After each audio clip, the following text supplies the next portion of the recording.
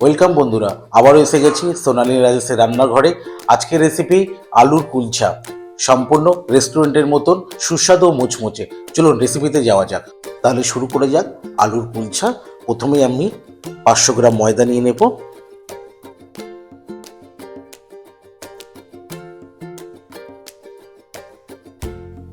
তার মধ্যে দিয়ে দেব স্বাদ মতন লবণ।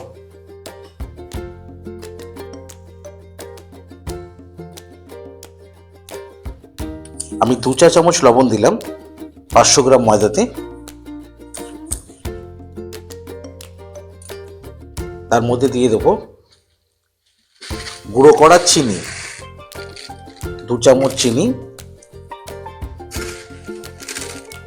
আপনারা চাইলে গোটাও দিতে পারেন, তবে গুঁড়ো করা হলে এটা সুবিধা হয়, ময়দার সাথে ভালো করে মিশে যায়।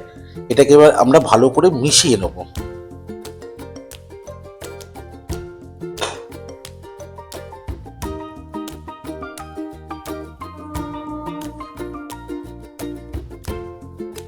ভালো করে মেশানো হয়ে গেলে এটাকে মাঝখানে একটু ফাঁক মতন করে নিয়ে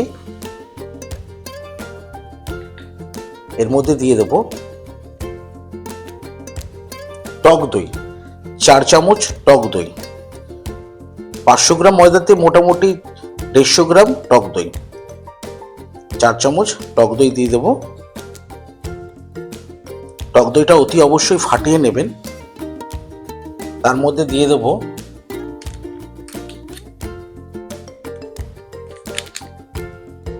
দিয়ে দেব হাফ চামচ বেকিং সোডা। তার সাথে দিয়ে দেব 1.5 চামচ মতন বেকিং পাউডার।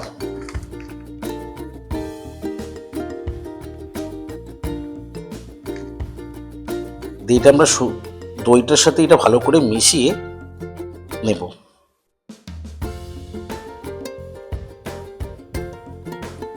মেশানো হয়ে গেলে এটা আমরা 2 মিনিটের জন্য এইভাবে রেখে দেবো। দেখুন 2-3 মিনিটের মধ্যে দইটা পারমেন্ট হয়ে গেছে। এটা আপনারা ইজ দিয়েও বানাতে পারেন, সেটা ক্ষেত্রে আমাদের সময় সাপেক্ষ, একটু সময় লাগে ইজ দিতে। আমরা দই সোডা দিয়ে এটা বানিয়ে আপনাদের দেখাচ্ছি। এর মধ্যে এরপরে দিয়ে দেব 1 চা চামচ সাদা তেল। তেলটা আপনারা বেশি দেবেন না, তাহলে আলুর কুলচাটা নরম তুলতুলে হবে না, ওটা মুচমুচে হয়ে যাবে। তেলটা আমরা 1 চামচই দিলাম। দেওয়ার পরে এটা আমরা দইয়ের সাথে ভালো করে মাখিয়ে নেব। মাখানোর সময় লক্ষ্য রাখবেন যেটা আটার যে ডোটা হবে ওটা যেন শক্ত না হয়, ওটা হবে নরম তুলতুলে। তার জন্য এটা আমরা সম্পূর্ণ মাখানোর পরে আমরা একটু একটু জল দেবো, একটু একটু মাখাবো, সামান্য সামান্য জল দেবো, সামান্য সামান্য মাখাবো। আর ময়দাটা ভালো করে দইয়ের সাথে মাখানো হয়ে গেছে। এইভাবে দইয়ের সাথে ভালো করে মাখিয়ে নেবেন সুন্দর করে।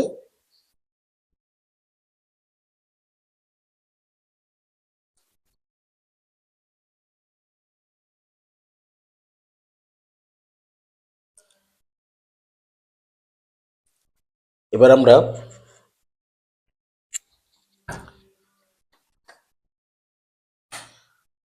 সামান্য সামান্য জল দেবো, সামান্য সামান্য মাখবো।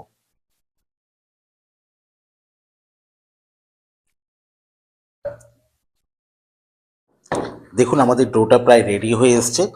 এটা মাখানোর সময় হাতে যদি চিটচিটে ভাব হয়, আপনি ময়দা বা একটু সাদা তেলও ব্যবহার করতে পারেন হাতে, তাহলে এই চিটচিটে ব্যাপারটা আর থাকবে না। এটাকে প্রায় এরকম 7 থেকে 8 মিনিট আপনাকে ভালো করে মাখতে হবে। মাখলে দেখবেন এটা খুব সুন্দর একটা ডো তৈরি হয়ে যাবে। ডোটা তৈরি হয়ে গেলে এটাকে আমরা এইভাবে রেখে দেবো 15 থেকে 20 মিনিট। আর যদি আপনাদের হাতে সময় থাকে তাহলে 30 থেকে 40 মিনিটও রাখতে পারেন। এবার এর মধ্যে আমরা একটা ভালো করে একটু চাপা দিয়ে দেবো। ময়দার ডোটা আমরা এরকম চাপা দিয়ে রেখে দেবো। এরপরে আলু কুলচার জন্য যে আলু স্ট্যাপিংটা বানাবো তাতে কি কি লাগে আমরা দেখে নেব। প্রথমে আমরা আলুটাকে ভালো করে গ্রেট করে নেব। আপনারা হাতেও মাখতে পারেন, তবে অনেক সময় কি হয় আলু ঠিকঠাক সেদ্ধ না হলে তাহলে ওটা ঢেলা ঢেলা রয়ে যায়। ওর জন্য এখানে গ্রেট করে নিলে আলুটা খুব সুন্দর, স্টাফিংটা খুব সুন্দর হয়।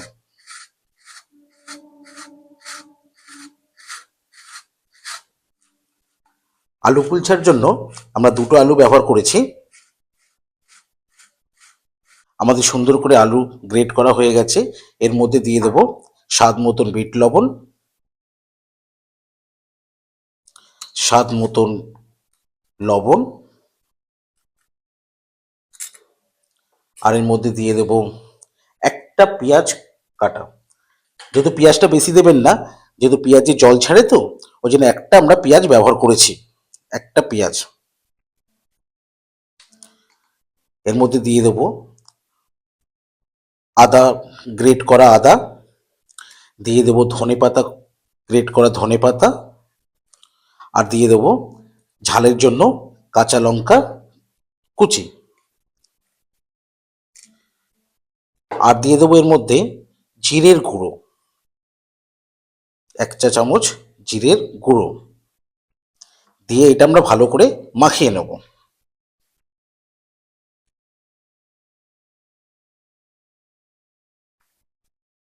এই সাদা আলুর মধ্যে আপনারা যদি কালারের জন্য সামান্য কাশ্মীরি লঙ্কার গুঁড়ো দিতে পারেন, এটা দেখতে ভালো লাগবে।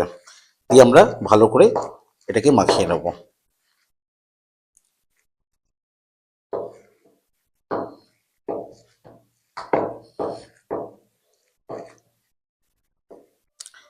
এবার দেখুন ময়দাটা 20 মিনিট পরে টেক্সচারটা কত সুন্দর হয়েছে। দেখুন, দেখলেই বুঝতে পারছেন কতটা সফট আর কত সুন্দর টেক্সচারটা হয়েছে।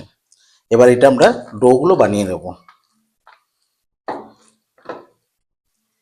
ডোটা বানাবেন আপনাদের কড়ার মাপ হিসাবে, কারণ ছোট বড় ব্যাপার থাকে তো, কড়ার মাপ হিসাবে ডোটা বানিয়ে নেবেন।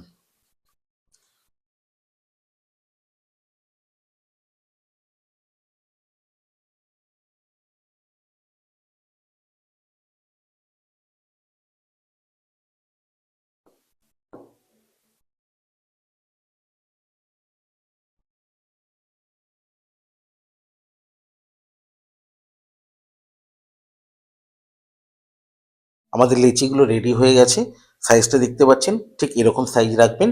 এর মধ্যে এবার আমরা একটা ভিজি টাওয়াল দিয়ে 1 থেকে 2 মিনিটের জন্য রেখে দেবো। এটা কিন্তু অতি অবশ্যই, ঠিক আছে? একটা লেচি আমরা হাতে নিয়ে নিয়েছি। তারপরে এটাকে চারদিক থেকে আস্তে আস্তে আস্তে আস্তে প্রেস করে এটা একটা বাটির মতন আমরা করে নেব। বাটির মতন করে নেওয়ার পরে তারপরে আলু যে স্টাফিংটা আছে ওটা ওর মধ্যে দেব। দেওয়ার পরে এটাকে আমরা সুন্দর করে ফোলটাকে মুড়ে দেবো।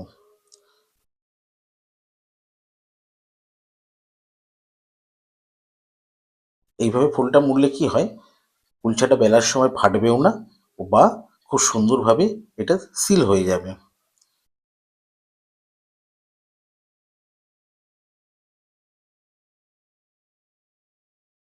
আমাদের হয়ে গেছে পারফেক্টলি একটা আলুর কুলচা।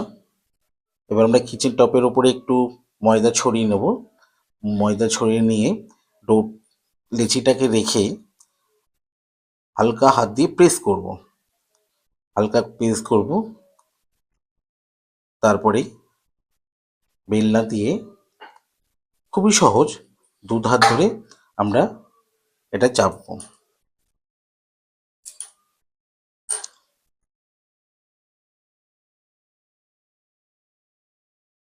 ওপরে ময়দা দেবেন না, যেহেতু আমরা গার্নিশ করব, ওর জন্য ওপরে ময়দা দেবেন না। এটা বেশি পাতলাও করবেন না, তাহলে তুলতুলে নরম ভাবটা থাকবে না।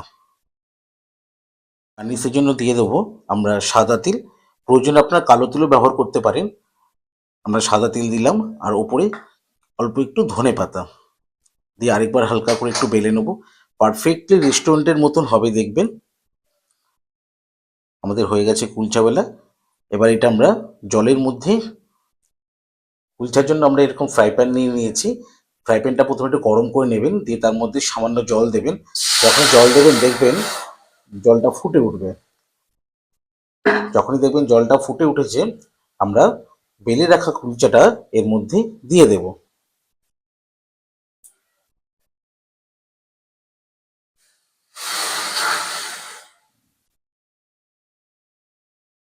দিয়ে এটা আমরা চাপা দিয়ে দেব। গ্যাসের ফ্লেমটাকে জোরেই রাখবেন। যখন দেখবেন জলটা পুরো শুকিয়ে গেছে, আপনাদের যদি ফ্রাই প্যানের মধ্যে যদি ঢাকনা যদি ছিদ্র থাকে, একটা লবঙ্গ দিয়ে ছিদ্রটাকে বন্ধ করে দেবেন। এক একটা কুলচা আলুর কুলচা হতে গেলে 2 থেকে 3 মিনিট সময় লাগে। এবার যখন ওই ছিদ্রটাকে বন্ধ করে দেবেন, ও ভিতরে থাকা স্টিমটা দিয়ে দেখবেন আস্তে আস্তে ওটা ফুলে উঠবে। আমাদের কুলচা রেডি হয়ে গেছে। এরকম কুলচা বাড়ির যে কোনো তরকারির সাথে আপনি পরিবেশন করতে পারেন বা ঘুগনির সাথেও পরিবেশন করতে পারেন। যদি আমার এই রেসিপিটা আপনাদের ভালো লেগে থাকে তাহলে অতি অবশ্যই কমেন্ট, শেয়ার, লাইক করবেন। সুস্থ থাকবেন, ভালো থাকবেন।